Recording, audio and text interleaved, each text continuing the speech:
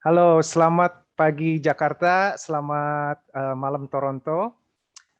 Hari ini mau ngobrol nih, coklat dan kopi sama sohib kecil gue nih, dari zaman TK, berteman Soulmate. ah, berteman sama dia dari zaman kece tapi memble nih sampai sekarang ya. Nah, hari ini kita mau ngobrol soal pengalaman hidupnya dia nih, kita mau minta dia sharing ya. So namanya Retra Permana, tapi gue biasa manggilnya Yongki gitu. Nah kita langsung aja nih ngobrol sama orangnya ya. Selamat pagi nih Jakarta nih, assalamualaikum Yong, apa kabar? Waalaikumsalam. Selamat malam Toronto. Malam berapa? Jam 9 juga. Di sini jam 10 malam, beda sejam. Plus satu ya. Plus satu. Uh, Plus. di sana, iya di sana 9 pagi ya, Hmm. gitu. Ini gini nih Yong, apa namanya? Gue mau ada beberapa pertanyaan yang malu gitu ya, pengen minta lu sharing nih.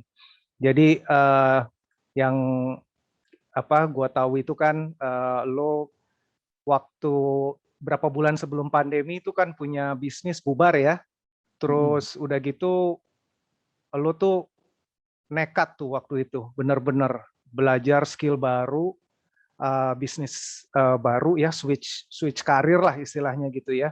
Waktu itu lu ngerjain apa namanya macam-macam tuh, dari desain grafis, dari mulai bikin logo, terus website ya, semualah sampai multimedia segala macam, video presentasi ya segala macam. Nah, yang gue pengen minta lu sharing buat kita semua nih, apa namanya? Kenapa gitu waktu itu? Kenapa lu nekat gitu loh? Switch karir di saat-saat pandemi baru mulai gitu. Nah, gitu loh. Dari nol benar-benar gitu ya. Terus ya kok berani, terus kenapa milih desain dan multimedia gitu. Coba deh ceritain. Iya, jadi emang tadi seperti yang lo bilang juga kan bisnis itu waktu itu sebelum pandemi pas ada trouble lah gitulah. Jadi pengangguran pada saat itu. Tapi menurut gua setelah di flashback ke belakang itu kayaknya timing yang tepat untuk gue prepare sebelum pandemi. Jadi memang beberapa bulan atau hampir setahun sebelum pandemi, nah makanya dibilang untuk kenapa bisa switch, ya terpaksa sih sebenarnya. Pada saat itu ya terpaksa. Cuman ya alhamdulillah kayaknya memang Allah kasih waktu yang tepat buat gue belajar dulu nih sebelum pandemi. Jadi pas pandemi masuk, woles aja, biasa aja lah gitu karena udah prepare itu sebelumnya, udah dikasih kesempatan prepare. Nah, jadi belajar apa yang sekiranya kira-kira bisa gue tambah sebagai skill baru gitu ya. Dan otomatis sesegera mungkin menghasilkan karena waktu itu kur ya, nggak ada income. Sesegera mungkin menghasilkan. Tapi berangkat dari hobi kita kan hampir sama ya, gambar-gambar apa segala macam. Dan ya lihat-lihat video YouTube, internet, kayaknya menarik deh. Gue lebih seriusin lagi untuk ngedesain. Lu kan bisa ngedesain, masa gue nggak bisa ngedesain? Skill kita kan sama, kurang lebih itu aja.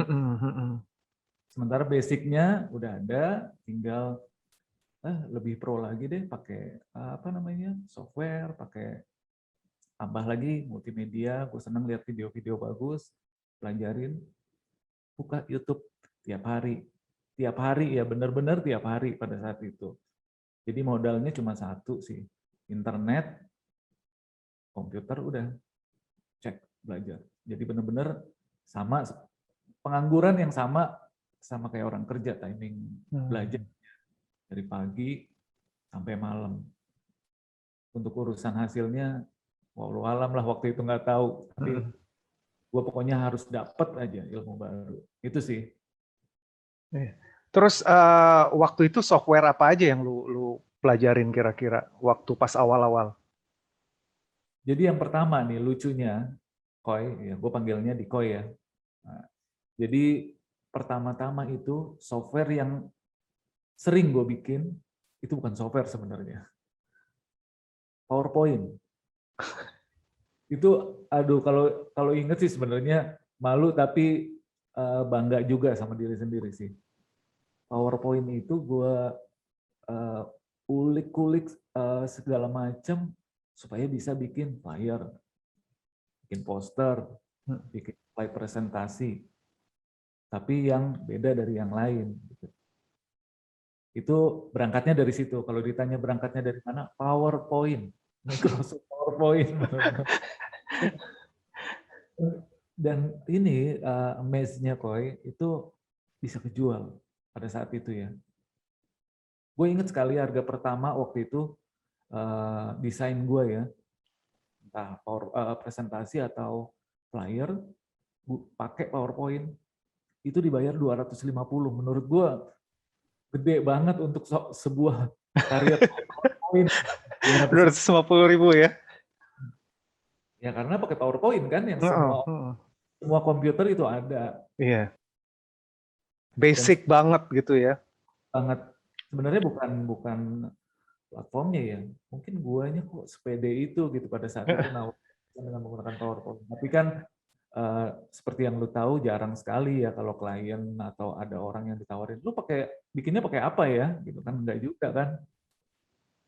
Pokoknya, wah ini orang bisa ngedesain gitu. Nggak tahu di balik itu diolahnya pakai PowerPoint. Itu PD nawarinnya itu saking karena butuh duit juga kan. Of course, iyalah. Pasti, tapi ya itu, PD juga mungkin bukan kepedean ya. Jadi yang teman-teman tahu juga, PD kita itu, kita pede sama diri sendiri. Kayaknya gue bisa deh. Dan hasilnya worth it untuk dijual. Jadi bukannya hantem, tabrak, bodoh deh gue jual. Enggak, tapi gue yakin itu lumayan cukup menjual. Iya. Oke, terus gini, awal-awal kan pasti ini ya penuh perjuangan, terus banyak pengorbanan ya. Terus ya kebayanglah berat gitu kan dari nol gitu, namanya juga tuh. Terus hal apa aja yang lo lakuin untuk ngasah skill lo gitu dan untuk apa sih dapetin klien ya? Sebenarnya kalau perjuangan sama pengorbanan, perjuangan iya. Pengorbanan menurut gue nggak ada sih. Karena itu adalah proses kan. Gue nggak berkorban apa-apa untuk itu. Dan itu kan proses. Kalau perjuangan iya, gue harus belajar dari pagi sampai malam gitu kan. Terus tawarin klien pada saat itu juga ya telepon atau apa. Gue rasa gue nggak perlu pengorbanan apa-apa. Jadi gue switch lah itu jadi memang proses, bukan pengorbanan. Perjuangan iya. Jadi kalau berkorban kan kayak kita ada kehilangan atau oh gue udah ngebuang waktu atau ngebuang biaya. Gue sih pada saat itu nggak merasa itu ya. Nggak ada pengorbanan buat gue. Cuma perjuangan iya. Nah, jadi pada saat itu gue cari memang yang perlu teman-teman apa namanya sensitif untuk mencari opportunity menurut gue. Waktu itu gue siapa yang butuh jasa ini ya? Jasa ini. Telepon. Tapi ya itu balik lagi. Gue sepede itu waktu itu nawar-nawarinnya. Contoh, presentasi PowerPoint bingung kan kita, kayaknya semua orang bisa deh. Tapi gue selalu, you know lah, gue selalu nawarin kan, misalkan, ini ada desain baru untuk presentasi nih, lu mau nggak gue bikinin? Nggak langsung mau sih pada saat itu. Nggak lama kok. Setelah mungkin seminggu kemudian, Mas Yongki bikinin ini dong. Alhamdulillah. Nah, step-step itu yang bikin makin gue semangat sih pada saat itu. Tidak ada pengorbanan sama sekali. Iya. Ya terus untuk ngasah kreativitas gimana tuh pas awal-awal? Jadi yang pertama kan gitulah. Skill ya, ngasah skill dan kreativitas maksudnya. Ya waktu itu gurunya namanya Pak YouTube kalau nggak salah ya. Jadi benar-benar apa aja ada kan di situ ya. Basic, cara menggunakan software ini yang basic. Upgrade lagi, bikin gradasi gimana, desain apa segala macam, upgrade. Tapi yang bikin semangat buat switch dari klien pertama, wih ada yang beli nih desain gue nih. Oh kita nggak mau gitu-gitu aja nextnya kan, upgrade Iya. lagi. Setiap kita upgrade, gue yakin itu pasti ada tambahan klien baru waktu itu. Dan ya, alhamdulillah upgrade kliennya makin nambah, upgrade lagi makin nambah. PD kita karena juga PD ini makin nambah kan waktu itu kan. Jadi, skill kita nambah, cara kita nawarin juga pasti lebih pede lah. Terus yang gue tahu kan lu juga ini ya, apa suka bikin graffiti kayak gitu-gitu tuh, segala macam mural ya, graffiti mural gitu kan. Itu juga pas awal-awal karir juga pas awal-awal usaha desain ini juga itu ya, ngerjain itu segala macam ya. Iya, waktu itu memang apa aja gue coba yang relate sama skill gue kan. Pasti itu masih mural itu kan gambar. Tapi menariknya pada waktu itu benar-benar pekerjaan mural yang pertama gue kerjain buat orang itu adalah pertama kali gue coba mural. Gak pernah gue coba sebelumnya di tembok mana, nggak pernah. Jadi sepede itu gitu ya. Kayaknya beda. Hanya waktu itu kalau kita gambar di kertas itu di tembok. Dan lagi pasti gue selalu kan kulik dari YouTube gimana sih coloring atau si warna-warna itu biar menarik pakai apa ya, catnya pakai apa, kuasnya gimana. Tapi ya itu pertama kali gue serve klien mural ya, itu adalah klien pertama, itu pertama kali gue doing mural. Nekat itu. Tapi alhamdulillah puas sih. Gini, Koy, satu lagi, pada saat kita mengerjakan hobi kita, terus dibayar, itu kita pasti lebih serius. Nggak mungkin dong kita salah hapus lagi nanti gini gampang, delete. Nggak, pasti kita lebih serius. Dan ya alhamdulillah sih, klien-klien pertama nggak ada yang kecewa, puas semua. Iya, Mungkin alhamdulillah. kasih kita bekalnya kan bukan hanya ilmu, tapi trust dari klien itu kan yang bikin kita boosting lagi buat lebih semangat. Iya benar. Terus yang lu lakuin untuk nyari klien apa aja kira-kira yang lu bisa ingat? Jadi telepon sih, benar-benar tebar benih dulu ya. Kita juga kan nggak bisa publish bahwa wah gue nih di graphic designer atau gue jago mural apa segala macam. Kita ngobrol dulu, bridging lah ya pelan-pelan. Gue sekarang lagi ngerjain ini, padahal mah itu baru pertama kali. Kalian gue kalau nonton maaf ya. Ngerjain ini, biasanya kan kalau kita ngobrol udah lama nggak ketemu gitu ya. Ngerjain apa sekarang? Enggak, saya lagi ngerjain ini. Itu tuh tips tuh ya buat teman-teman ya. Jadi kalau misalkan, aduh mulainya dari mana nawarinnya ya? Ngobrol aja dulu. Gue sekarang lagi ngerjain ini nih. Kayak gimana sih maksudnya? Ntar deh gue kirim apa sih yang gue kerjain. Padahal itu pertama kali klien pertama. Luar Iya.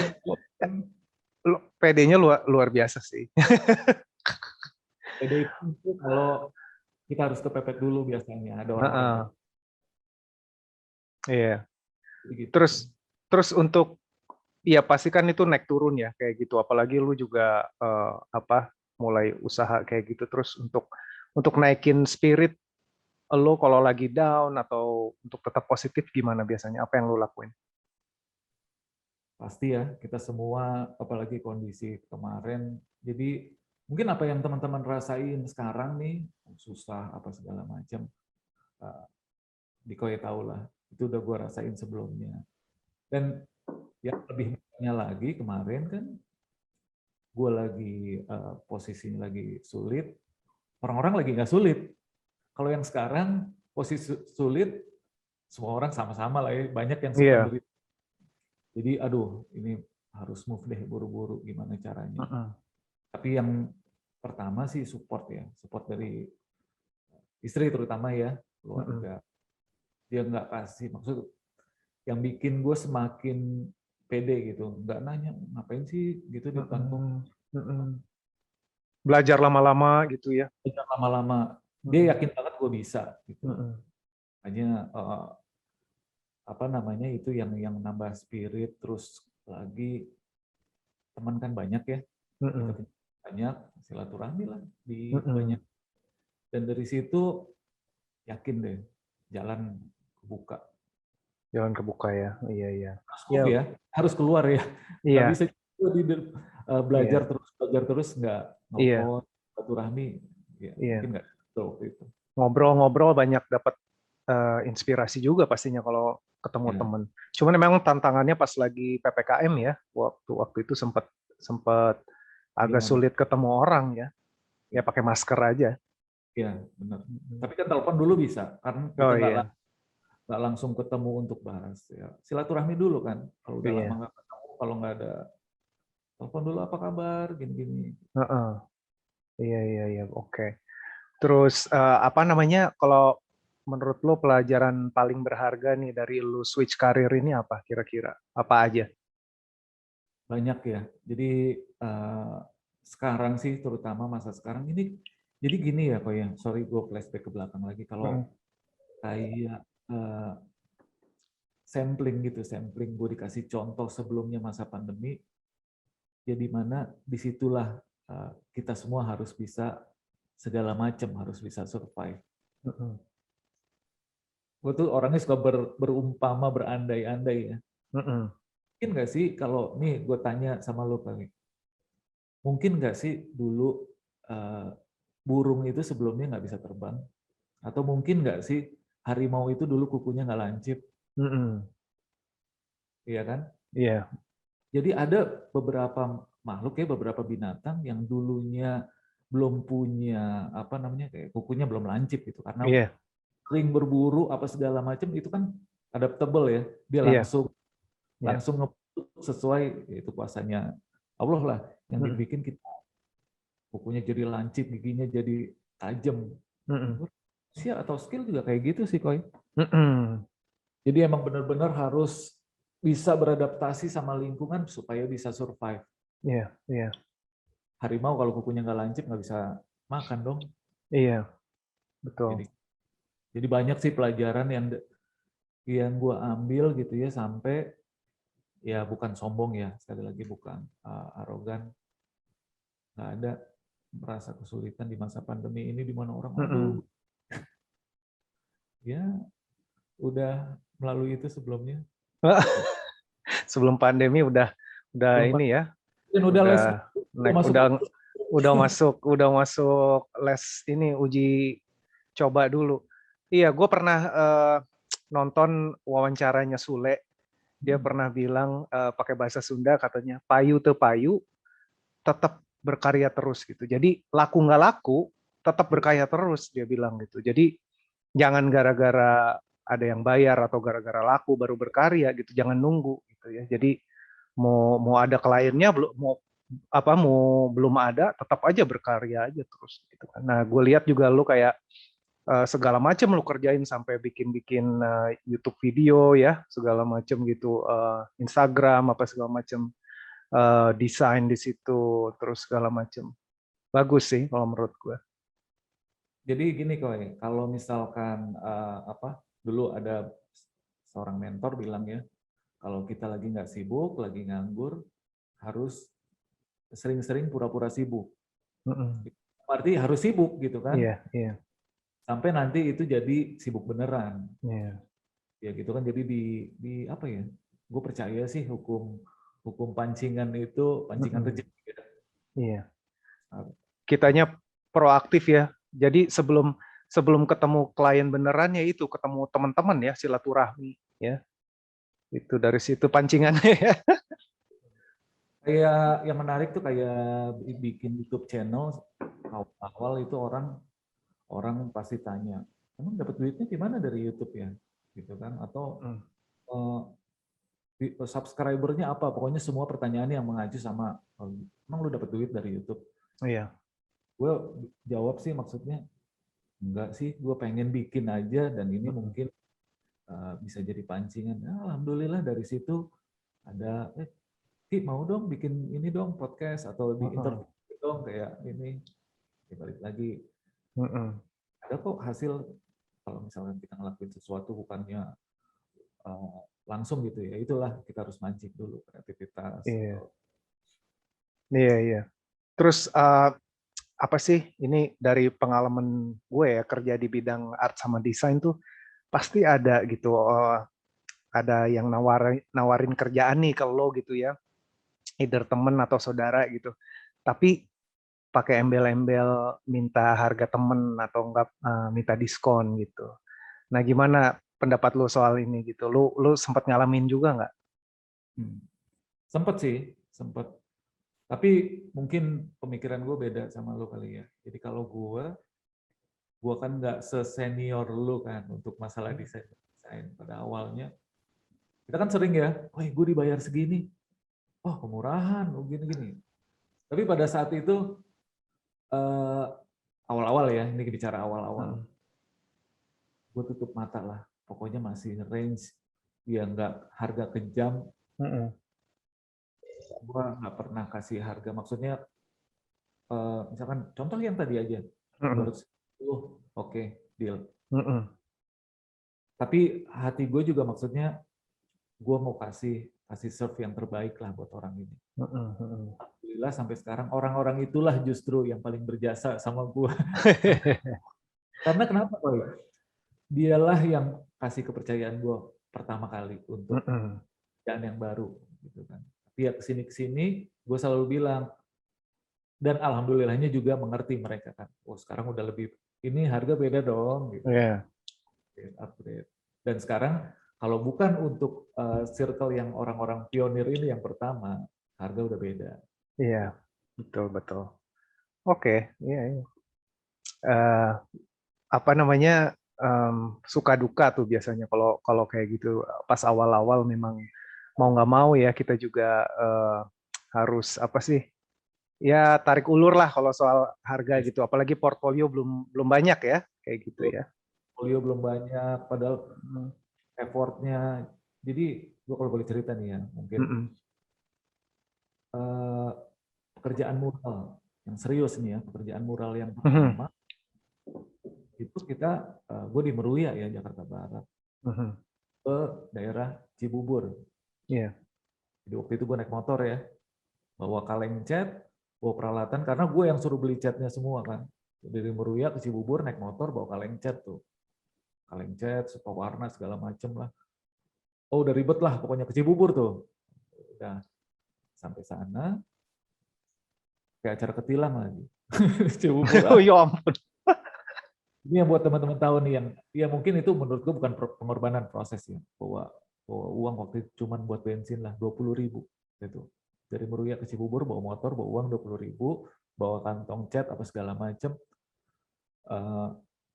Udah ngerjain. Bukan 1 hari, 3 hari. Dari siang sampai jam 11 sampai jam 12 malam. Karena gue mau ngasih yang terbaik segala macam. Alhamdulillah waktu itu dibayar 750.000.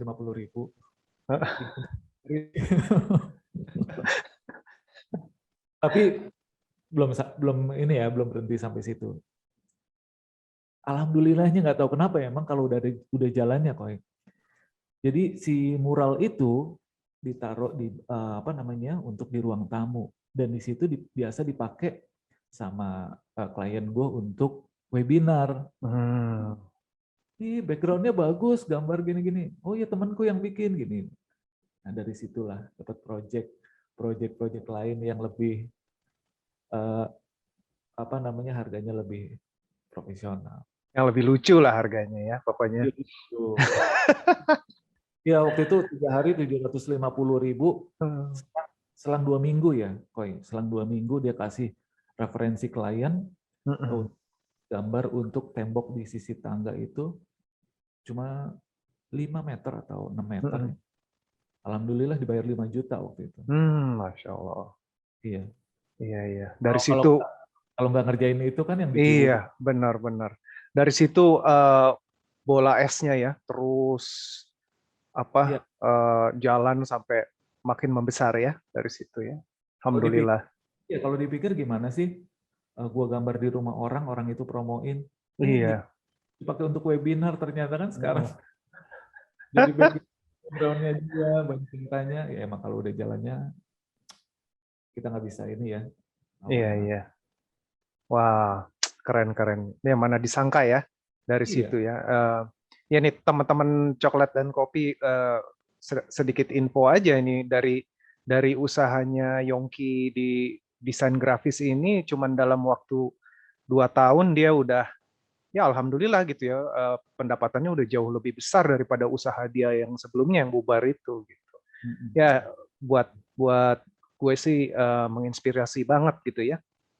Eh, Terus oke nih, terus kalau ada pertanyaan, kira-kira tips apa buat teman-teman yang mau switch karir baru ya di saat pandemi ini gitu loh.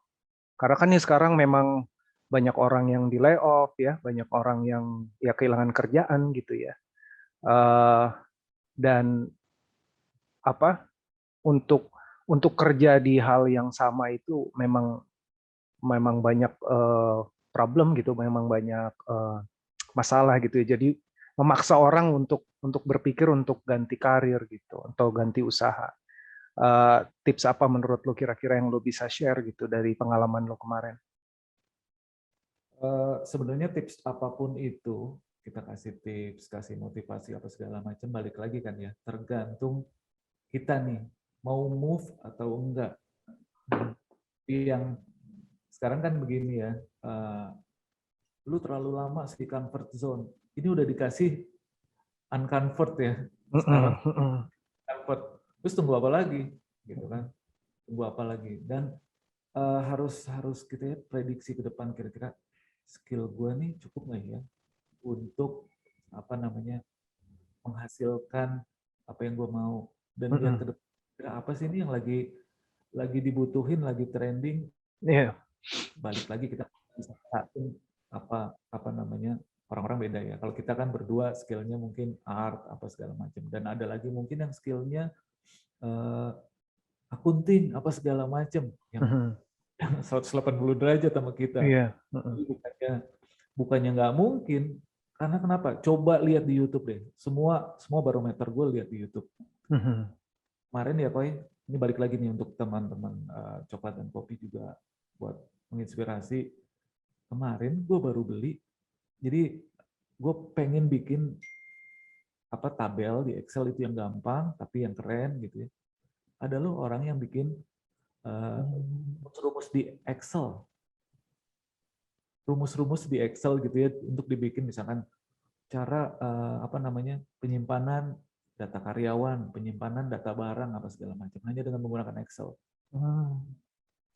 Excel tuh ya, kalau gue kan PowerPoint kemarin ini orang jualan, gue beli 1 juta kemarin gue beli ilmu itu ya Iya, Excel. iya.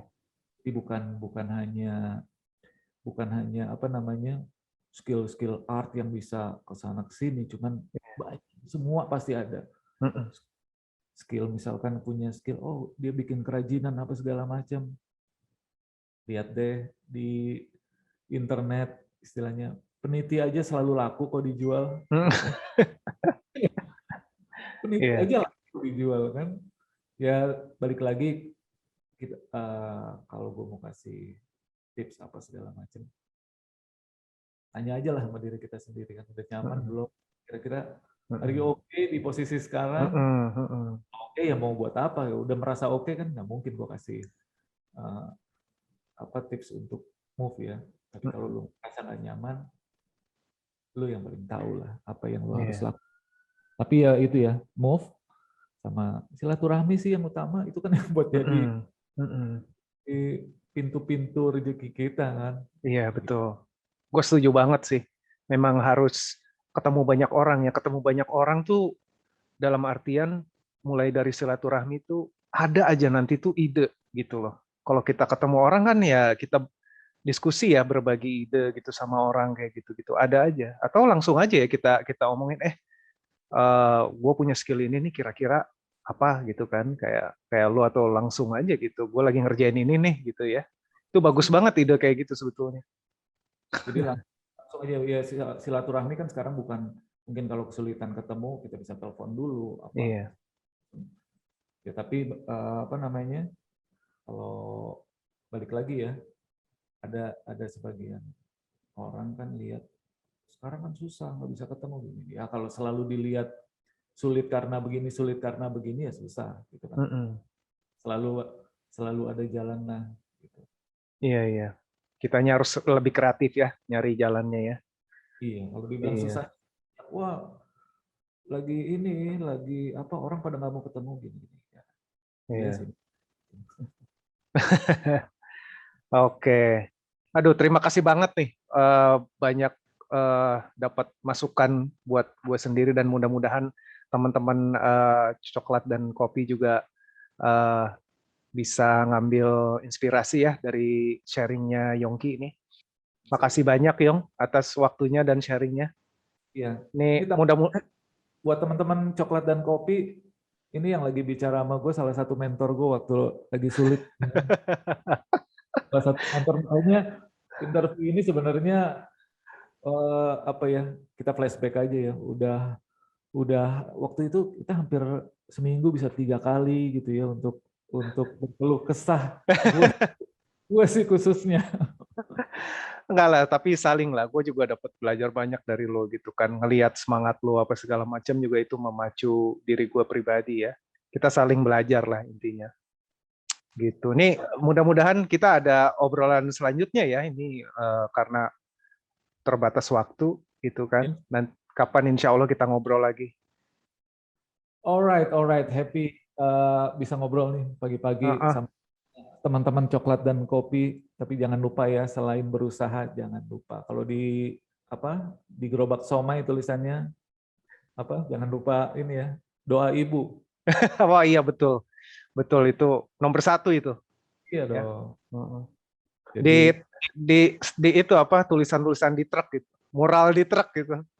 iya, kalau gue tuh lihatnya itu kan, yang stikernya begini, tengahnya doa ibu. Nanti makanya buat somai itu yang Quote somai. Betul betul itu paling dahsyat itu ya doa ibu ya. Bener. Oke deh. Terima kasih Yong ya atas waktu dan sharingnya. Sampai ketemu lagi ya mudah-mudahan insya Allah. Oke. Siap. Oke teman-teman coklat dan kopi ya sampai ketemu lagi di acara ngobrol santai berikutnya. Sekali lagi selamat malam Kanada, selamat pagi Indonesia. Jangan lupa ngopi di Indonesia nih lagi pagi ini ya. Ya, semoga makin sukses channel Coklat dan Kopi ini. Amin, amin. Semoga bisa menginspirasi teman-teman semua ya. Oke deh, sampai berjumpa lagi ya. Yuk, Assalamualaikum. Waalaikumsalam warahmatullahi wabarakatuh.